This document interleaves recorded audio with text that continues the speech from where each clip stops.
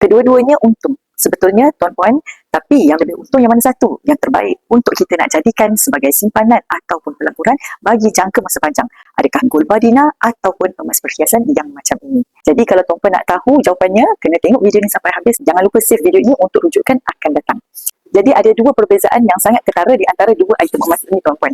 Yang pertama, tuan-puan boleh tengok adakah dari segi keturunan emas itu sendiri. Emas gold bar ni tuan-puan, keturunan dia adalah 999.9 ataupun emas 24 karat. Bermaksudnya gold bar ini berketurunan 999, sementara emas perhiasan tadi adalah 916, iaitu 91.6 saja emas, bakinya adalah campuran logam.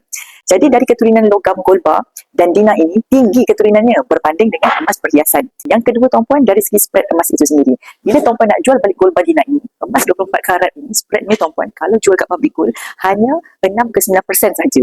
Jadi berbeza dengan perhiasan, sangat tinggi spreadnya. Boleh pergi sampai 15 ke 40% tau. Tersangatlah tinggi. Tapi kalau tuan-puan jual kepada public gold, spread hanya 9 ke 13% saja untuk emas perhiasan. Jadi kalau tuan-puan nak jual emas tuan-puan kepada public gold, boleh jual di public gold kerana public gold akan membeli balik emas tuan-puan dengan harga yang eksklusif. Lebih tinggi tau berbanding dengan kedai-kedai yang kat luar sana. Okey, dah dua sebab kenapa tuan-puan emas ini lagi bagus kalau kita nak jadikan simpanan dan juga pelaburan bagi tempoh masa jangka panjang. Okey, kedua-duanya akan untung sebetulnya tuan-puan. Tapi yang lebih untung dan lebih cepat untuklah emas, gold bar dan Dina. Sebab keturunan dia tinggi, spread dia rendah berbanding dengan emas perhiasan. Jadi semoga tuan-puan buat pilihan yang betul-betul.